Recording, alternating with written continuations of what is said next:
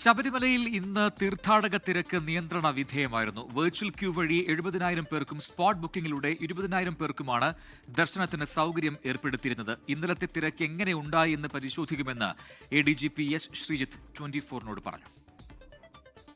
Virtual queue pass ഇല്ലാതെ വരുന്നവരെ നിയന്ത്രിച്ചേ പറ്റൂ. വെർച്വൽ ക്യൂ പാസും ഇല്ല, സ്പോട്ട് ബുക്കിങ്ങിന്റെ ലിമിറ്റും കഴിഞ്ഞ് വേണമെന്ന് പറയുന്നവർക്ക് നമ്മൾ നിയന്ത്രിച്ചേ പറ്റൂ. കാരണം ഇവിടെ പരിമിതപ്പെട്ട സൗകര്യങ്ങളേ ഉള്ളൂ.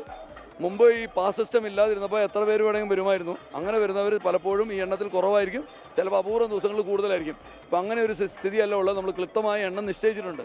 ആ നിശ്ചയിച്ച എണ്ണത്തിന് അപ്പുറത്ത് വരുന്നവരെ തടയേണ്ടി വരും. മിനിഞ്ഞാന്നും അതിൻ്റെ തലേന്നും 55,000-ഉം 1,00,000-ന് മുകളിലുമായിരുന്നു. അവരുടെ ബാക്ക്ലോഗ് ഉണ്ടായിരുന്നു. പിന്നെ ഇത് കൂടാതെ കുറച്ച് ഇൻഫിൽട്രേഷൻ ഉണ്ടായിട്ടുണ്ട്. അതെങ്ങനെ നടന്നു എന്നുള്ള പരിശോധിച്ചുകൊണ്ടിരിക്കുകയാണ്. ലോകത്തെവിടെയായാലും ഏത് സമയത്തും 24 വാർത്തകളും ഓഗ്മെന്റഡ് റിയാലിറ്റി പാക്കേജുകളും എക്സ്പ്ലെയിനറുകളും വിശദമായി കാണാൻ ഞങ്ങളുടെ യൂട്യൂബ് ചാനൽ നിങ്ങൾക്ക് സബ്സ്ക്രൈബ് ചെയ്യാം.